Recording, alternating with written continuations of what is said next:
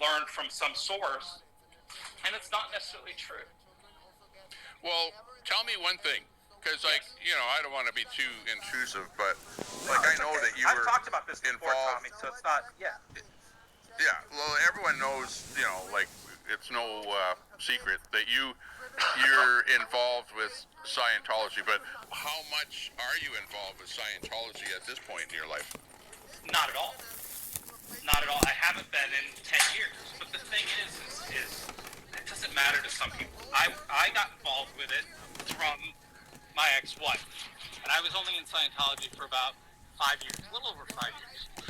Okay. And haven't been a part of Scientology in 10. What's your take on it now? Are you positive, a proponent of Scientology, or after you're seeing what it was all about, what's your view on it? Just like any religion, Christianity has its problems. Just like, you've got these priests that do awful things to kids.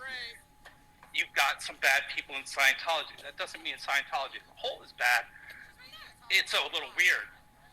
But, most religions ask you to believe a lot of things. The difference is Scientology doesn't force you to believe anything. Yeah. Which is a big misconception. Yeah, I don't know that much about the whole religion, other than the idea is what I see what these guys are talking about here. Yeah.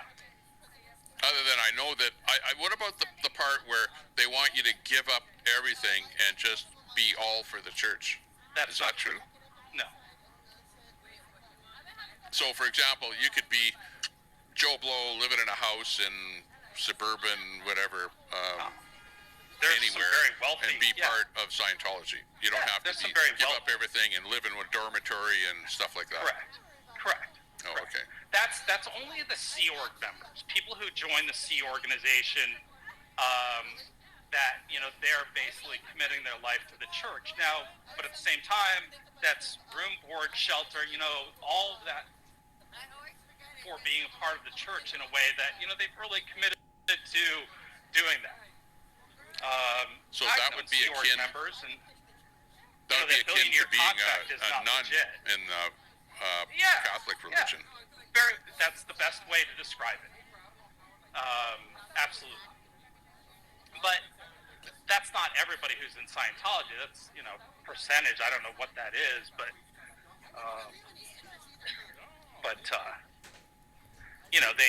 one of the things these guys they spout is the 110-hour work week or whatnot.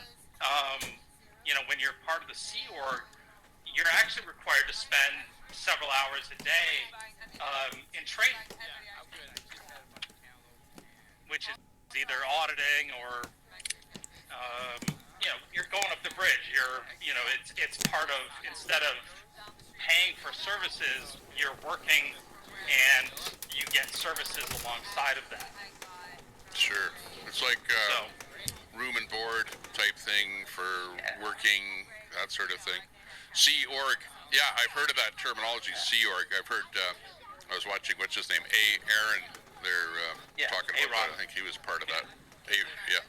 I don't remember if he was part of the Sea Org or if he was just in Scientology.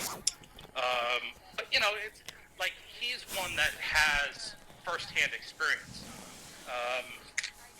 Scott did an interview with Denver Audits last night, and I was in Denver Audits chat one night, just asking him questions. And I'm like, "Do you know what you're protesting?"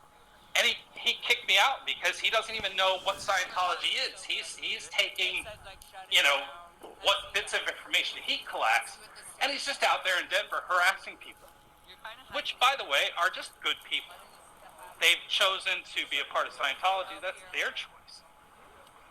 We don't dictate who, can be a part of any organization or religion, right? We have that freedom in this country.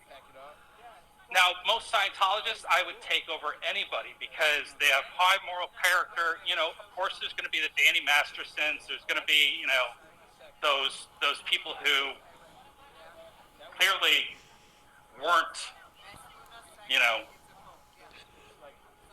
morally sound, right? but I think there's more priests that have been bad than Scientologists.